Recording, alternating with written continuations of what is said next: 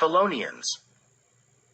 In the previous chapters, we partially covered the Pelonese, but the importance of the historical role that Serbian tribes had under this name prompts us to dedicate a special chapter and shed light on some other important moments in Serbian history.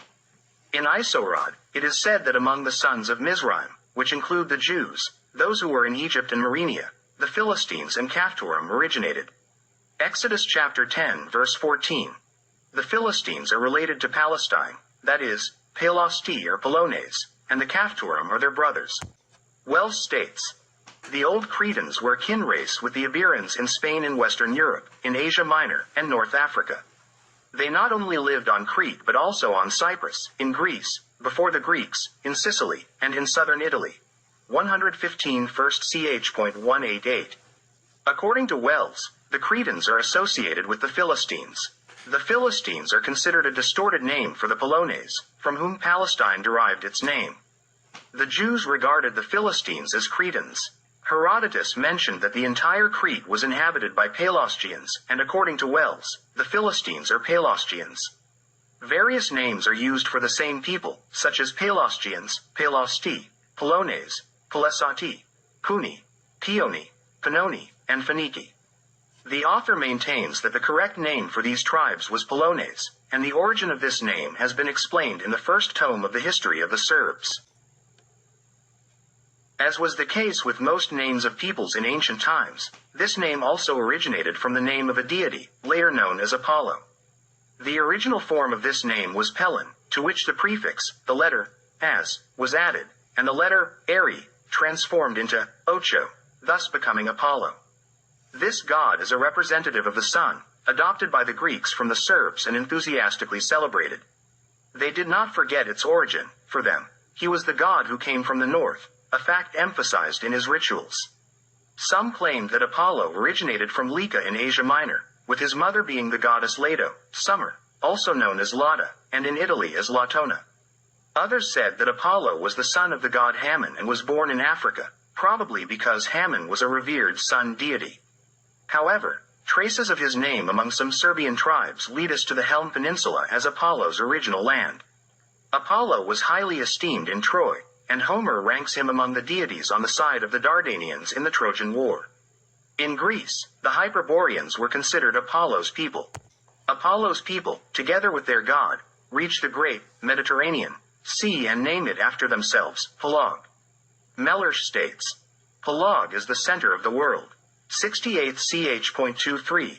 All the shores and islands of this sea were once in possession of tribes of the Serbian race, and except for small exceptions, remained under their control for a very long time. Pelonese, Raski, and Getae are just different names for the Serbian people. Some writers still include Dardanians, Trivales, and Krobetians among the Pelonese. The names Pelasgians and Peonians are equated by many writers, including Herodotus. He mentions that the city of Creston was built by the Pelasgians, and Crestonians are included among the Peones. Below Creston was the tribe of Migdon, explicitly stated to be Peonians, but they are also referred to as Pelasgians of Tersans. Droysen states that the Macedonians belonged to Pelasgian tribes, which were once widespread throughout the Greek land, and which the Greeks consider as barbarians or semi-barbarians. Auguste Jardet states that the Thessalians are only half-Hellenized Pelasgians, 182. Majani says that the Pelasgians are a Proto-Illyrian group, archaic and close to the Racini in Italy. Larissa is mentioned by Mart. Among the Racini, the personal name Lares is found. The ancestor of Thessalian Larissa was called Teutan. The name Teuta is a purely Illyrian name and a Racini personal name often found among them. 183. Pelasgians are mentioned everywhere in later Greece. According to Pliny, Arcadia was called Pelasgia. The identification of Pelasgians with Mesians is found in Apollonius of Rhodes' Argonautica when he speaks of the Daulic Peninsula, today's Gallipoli, which was inhabited by Pelasgians from Thessaly. During the time of the Argonauts, a certain Kilic, son of Aeneas and the daughter of Evzor named Eam, is mentioned as the leader of the Dolonians. This Evzor is mentioned as the king of Meza, and his son Acamas led a detachment of Mesians in the Trojan War. Robert Latham says, Pelasgian and Greek languages are related to each other as Greek and Latin are. The Pelasgian language belongs to the same category of languages as Thracian and perhaps Slavic. Among the islands of Pelog, the most significant place in history belongs to Crete, whose role as a maritime power and cultural embodiment is worthy of admiration. We previously mentioned that Crete served as the assembly and camp for the land and maritime forces of Serbon, setting out from this island to conquer the West. Crete played a crucial role during the First Niños campaign. Gustav Glotz speaks of Crete as a maritime power, stating that this island very early assumed this role, already between 2000 and 1750 BCE. 72. Diodorus says that Crete was earlier called Idea and that it got the name Crete after Creta, the wife of Hammon, as he resided on this island. 110.ie.ch.319, on Crete. A mountain was called Ida and was considered the abode of the gods. Crete appeared very early as a trading power, primarily due to its geographical location. Child notes that, shortly after 2000 BCE, traders from eastern Pelog developed maritime trade in the western part of Pelog.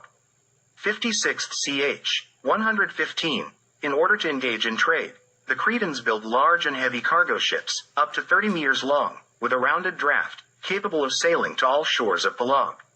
Crete and Troy had developed trade with Egypt, Mitanni, Hittites, Assyrians, and the Castes of the Vardar.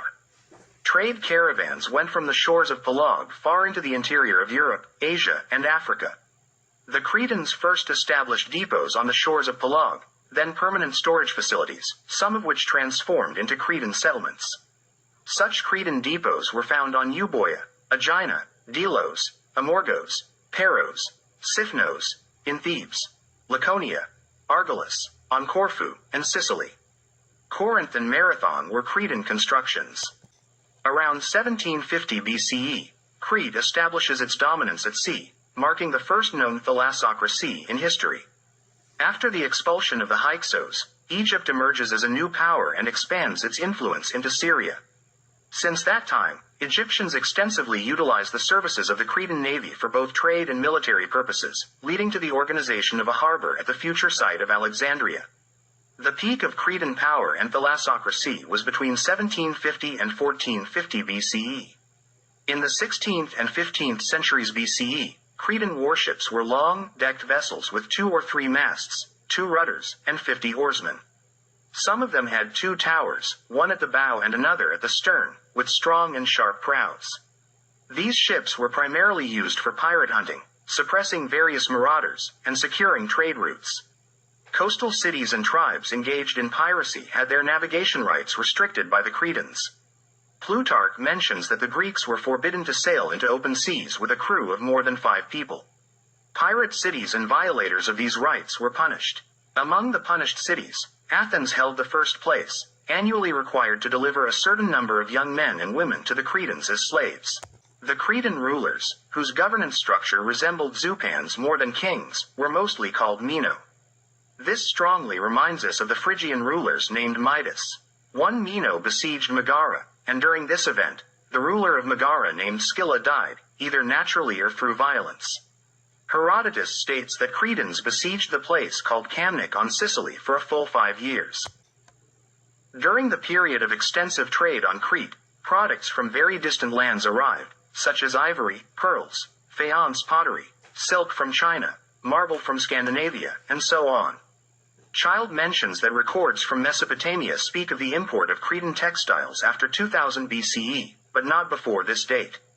56th ch. 105, Cretans exported products from their craftsmanship, with pottery being the most numerous among them. Cretan pottery was found to a greater extent even in Transylvania. John Fine states, "Enlightenment on Crete was many times more brilliant than in Greece, and Cretan enlightenment strongly influenced Greece in the 2nd millennium." 116th ch. 2. Numerous places with the names Minova and Miniani are found on the shores of Pelog, such as on Sifnos, Amorgos, Megara, Delos, Laconia, Sicily, and in Arabia. Nobles from Pylos, Orchomena, Thebes, Tiryns, Mycenae, and Vaphio became kings and built courts adorned with Cretan frescoes and decorations, imitating the palace of Knossos. Streets in Knossos were paved or flagged. The oldest known theaters were on Crete, constructed in a garden with stone seats and porticos. This method of theater construction was adopted by other nations, including the Greeks. Sports games were held on Crete, later known as the Olympic Games. They were introduced by Minos in honor of his son, whom the Greeks mention as Androgeus. The games were presided over and prizes were awarded by the commander of the Cretan military, Tardan, mentioned by the Greeks as Tor. Of the two mountains named Olympus, neither was in Greece. One was in Macedonia, and the other in Mysia in Asia Minor. In Macedonia, these games were held at the foothills of Mount Olympus, in a place called Jovan, and they were known as the Devonian Games.